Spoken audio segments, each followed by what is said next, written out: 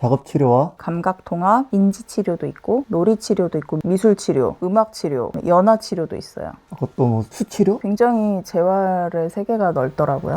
무궁무진. 근데 엄마는 왜 이런 거 다 알아? 난 잘 모르는데 오빠들 잘 모르는 거 나뿐이 아니라 그래서 많이 하는 것과 많이 안 하는 것 어떤 쪽이 더 나을까요? 적당히. 아이가 재활 치료가 필요하면 경제적인 고민 안 하고 받을 수 있게 복지제도가 참 잘 됐으면 좋겠는데 그 안에서 우리 아이가 중심이라고 하는 걸 놓치지 않으면 좋을 것 같아요. 안녕하세요. 다운아빠입니다. 여아빠입니다. 고엄마입니다. 지난 2회차에 걸쳐서 물리치료에 대한 이야기를 나눴었는데요. 이번 시간에는 작업치료와 그 외 다른 치료들에 대해서 이야기를 해보려고 합니다. 근데 작업치료가 뭐죠? 기본적으로 소근육 발달을 위한 재활치료라고 볼 수 있고요. 아무래도 손을 잘 쓰면은 인지 발달이나 특히 이제 언어 발달에 많은 도움이 된다고 해서 작업치료를 받는 경우들이 있습니다. 막대기가 있으면 그것을 구멍에 맞춰서 이렇게 고리 끼우기를 한다던가 미세한 어떤 동작들을 하게끔 하는 그런 연습을 많이 했어요. 나도 처음에 선생님하고 상담 같은 걸 할 때 자두할 만한 이런 공? 이런 걸 손으로 이렇게 쓸듯이 이렇게 공을 잡는다. 그 다음에 이렇게 잡고 점점 이제 콩만한 거, 좁쌀만한 거 이런 거를 나중에 손가락 2개를 사용해서 이렇게 잡고 이거를 오른손으로 잡아서 왼손으로 넘겨주고 왼손으로 잡아서 오른손으로 넘겨주고 이렇게 점점 이제 발달 단계에 따라서 그런 거를 계속 훈련을 해 나갈 거다. 이런 얘기를 들었던 기억도 나네요. 이유식을 먹잖아요. 그거를 처음에는 이제 먹여주다가 자기가 점차 이렇게 먹을 걸 끌어와서 자기 입으로 가져가야 되는데 그럴 때 숟가락질을 하는 게 우리는 그냥 숟가락질을 이렇게 그냥 한다. 무의식적으로 하니까. 퍼서 입에 들어가면 되는 거잖아. 그렇게 생각하기 쉬운데 단순한데? 그런 게 아니라 선생님들 말씀으로는 이 어깨 근육을 이렇게 회전할 수 있어야 된다는 거예요. 팔꿈치만 어깨까지 움직여도 이렇게. 들어가는데? 이게 쉽지 않다는 거죠. 이거를 쓰는 방법과 근육을 기르는 거여서 실제 숟가락을 이용해서 무언가 음식물을 푸기 위해서 하는 여러 가지 팔 동작들, 그런 연습들도 했었던 걸로 알고 있습니다. 숟가락으로 이쪽 그릇에 있는 무슨 나무 알갱이 같은 거 이렇게 퍼서 옆에다가 이렇게 옮기고 어떨 땐 또 그거를 입 쪽으로 가져가기도 하고 이런 거를 막 연습하고 훈련하고 이런 모습을 봤던 것 같기도 하네요. 이거는 얘기하다가 보니까 갑자기 궁금해진 건데 이런 장애 아동들 뿐만 아니라 비장애 아동들도 어릴 때 숟가락 퍼서 입에 넣는 거는 뭐 그냥 때 되면 자연스럽게 하는 동작은 아닐 거잖아요. 이것도 훈련하고 연습하고 한 100번은 바닥에 흘리고 옷에 흘리고 한참 그러다가 이제 입에 들어가는 게 될 텐데 비장애 아동과 우리 아이들 같은 장애 아동들이 작업치료랑을 따로 받아야 되는 그런 차이가 뭐가 있을까요? 일단 근육이 힘이 약하니까 근육 힘을 기르는 게 한 가지가 있을 것 같고 근력이 약하니까 그 두 번째로는 실제 그 동작을 내가 이제 머리로 뇌로 기억을 하거나 아니면 인지를 해서 이 동작들이 이루어져야 되는데 특히 이제 다운증후군 아이들은 기억력이 되게 많이 비장애 아이들보다는 떨어진다고 해요. 계속 반복적으로 그거를 함으로써 이제 기억할 수 있게끔 해주는 것도 있고. 장애 아동이나 비장애 아동이나 숟가락 퍼서 입에 넣는 거는 훈련과 연습이 필요한 건 맞는데 비장애 아동들에 비해서 장애 아동들은 특히 다운 아이들은 근력이 약하거나 이 기억, 인지라는 측면에서 쉽지 않기 때문에 따로 훈련을 계속 조금 더 시켜줘야 좀 더 잘할 수 있게 된다 이런 거네요. 영유아 교실에서 하는 모든 활동들, 프로그램, 학습 과정들이 대근육 운동도 들어가 있고 소근육 운동도 들어가 있고 인지 영역도 들어가 있고 감각 통합 이런 쪽도 들어가 있어가지고 그 안에서 또래 친구들하고 충분히 그게 이루어지고 있다고 생각을 해가지고 작업 치료를 더 늘리지는 않았습니다. 방금 감각통합이라는 얘기를 했는데요. 작업치료 말고도 또 감각통합 이런 거 말고 또 다른 어떤 치료가 또 있을까요? 굉장히 재활의 세계가 넓더라고요.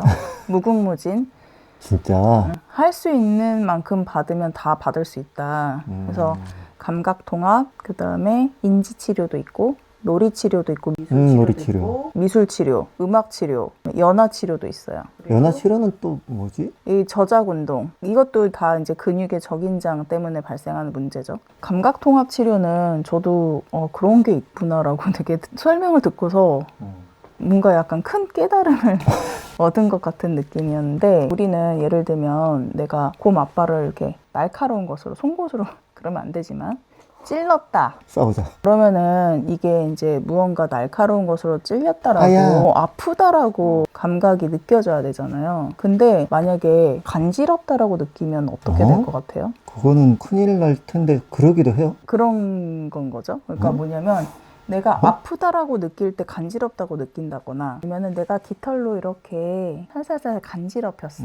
그랬는데 이걸 너무 아프게 느낀다던가 이러면은 안 되잖아요. 그래서 뇌에서 인지하는 감각과 실제의 감각이라고 하는 걸 통합시켜주는 거라고 보시면 될 것 같습니다. 그것도 뭐 수치료? 그 수는 물수자인가요? 맞아요. 맞구나. 특히 이제 몸을 잘 쓰지 못하는 친구들 물 안에 들어가서 이렇게. 물 안에서 근육 운동을 하는 거라고 보면 될 것 같아요. 저는 우리 아이도 기회가 된다면 수치료도 한번 해보고 싶긴 해요. 놀이 치료는 말 그대로 장난감이나 이런 거 가지고 놀이를 하면서 그 속에서 어떤 감각이나 이런 거를 좀 깨워주는 그런 치료인 것 같아요. 그죠? 아니에요. 아니라고? 놀이 치료는 약간 심리 치료에 가깝다고 하더라고요. 놀이 치료 가면 되게 재밌어하고 즐거워하는 아이를 보고 자기는 노니까 좋아하나 보다 그랬는데 그게 아니었군요.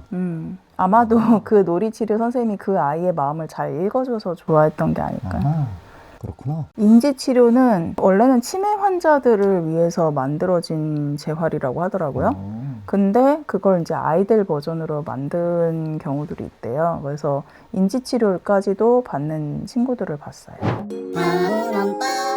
근데 고모만은 왜 이런 거 다 알아? 난 잘 모르는데. 주로 재활을 담당하는 사람이 엄마가 되고 그 엄마들 사이에서의 정보를 아주 원활하게 공유를 하는 반면에 아빠들은 사실 이런 정보들을 공유하거나 그러지 않는 것 같아요. 아빠들 잘 모르는 것 같아. 나만이 나뿐이 아니라 나는 우리가 경험한 이거에 대해서는 잘 아는데 경험하지 않은 것에 대해서는 알 기회가 없는데 고모만은 이제 엄마들끼리의 커뮤니티가 있어서 우리는 안 봤지만 다른 치료를 받는 다른 아이들의 엄마들의 이야기를 들으면서 이런 걸 다 알게 되기도 하고 이런 게 있는데 아빠들은 커뮤니티 자체도 거의 없다시피 하기도 하고 잘 몰라. 아빠들은 말도 없고. 이거에 대한 얘기는 다음에 또 언제 기회 되면 한번 할게요. 그러면 이 모든 치료들을 다 받는 게 좋을까요? 나는 많이 받으면 많이 받을수록 좋을 것 같다고 생각하긴 해요. 좀 더 도움이 되지 않을까 아무래도? 근데 어떤 연구에 따르면 이게 막 재활 치료 시간이 늘어난다고 해서 이게 항상 늘 비례해서 좋아지는 건 아니라고 하더라고요. 꼭 정비를 하진 않는다. 6살에 걸을 거를 한 3살에 걷고 이런 거는 있을 수 있겠지만 아주 획기적으로 빠른 속도로 좋아진다. 그런 건 아니라는 거죠. 이게 가장 맹점은 이런 걸 해서 3살에 걸었어. 근데 그랬을 때 해서 3살에 걷는구나. 안 했었으면 6살에 걸었을 거야를 알 수가 없잖아요. 이거는. 이게 가장 맹점이죠. 그래서 사실 뭐 물리치료도 그렇고 그래서 이걸 받아서 정말 도움이 되는 거야? 라고 하는 게 어떤 때는 이걸 해서 이렇게 됐어 라고 긍정적으로 생각하기도 하지만 어떤 때는 그냥 안 해도 시간이 이 정도 지났으니까 자연스레 했을 텐데 우연히 그냥 이걸 하고 있었을 뿐이야. 의심이 약간 들 때도 있고. 그런 경우들도 있는 거죠. 그래서 많이 하는 것과 많이 안 하는 것 어떤 쪽을 더 나을까요? 적당히. 적당히.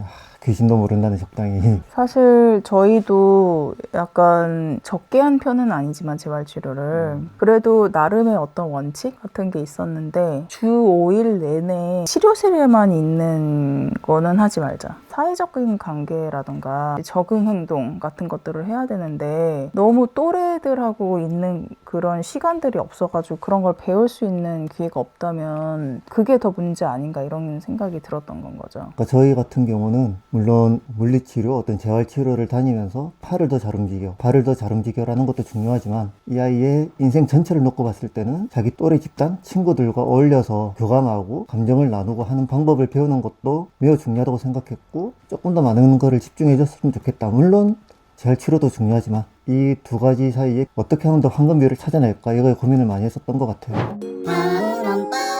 우리 아이들이 재활치료실을 이곳저곳 다니면서 하는 생활들을 잘 보면은 일반적이진 않다는 거예요. 이 재활 시간과 저 재활 시간을 이동을 하면서 밥을 먹을 시간이 없어가지고 차에서 밥을 먹는다든가 주로 만나는 사람이 인위적으로 어떻게 이제 구성되어 있는 그런 어떤 재활 치료실 안에서 재활 치료사를 만나는 거죠. 그런 어떤 부분들에서 아이들 입장에서는 계속 내 상대가 계속 바뀌고 그래서 계속 거기에 적응을 해야 되는 거고, 관계를 맺기보다는 무언가를 배우는 이런 것이어서 사회적인 관계에서 배울 수 있는 것, 일상의 어떤 스킬, 이런 부분들을 배우는 기회를 주는 것도 되게 중요하다는 생각이 들었어요. 근데 그렇다고 지금 이미 뭐 주 5회 어떤 재활치료를 하고 있는 아이들도 있을 테고, 저희가 지금 얘기했던 이 수많은 재활치료를 다 하고 있는 아이도 있을 거예요. 그 부모님들이 잘못했다라는 얘기를 하려는 것은 아닙니다. 아이마다 상황이 다 다르고 지역마다 조건들이 다 다르기 때문에 정답이 있는 문제가 아니잖아요. 아이의 상황에 맞게, 객관적인 상황에 맞게 잘 판단해서 하면 될 것 같아요.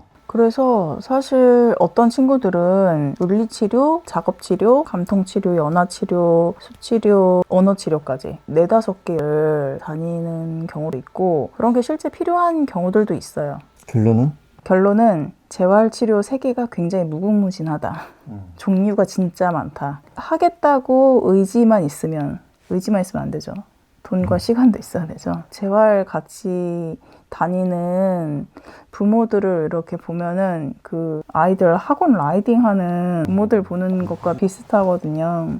그러니까 정말 엄청 부모의 입장에서도 돈과 시간과 자기 체력을 다 거기에 이제 쓰는 거기 때문에. 그리고 부모 중에 한 분이 아이를 이렇게 데리고 다니고 나머지 한 분은 이제 경제생활에 전념하고 이렇게 되더라고요.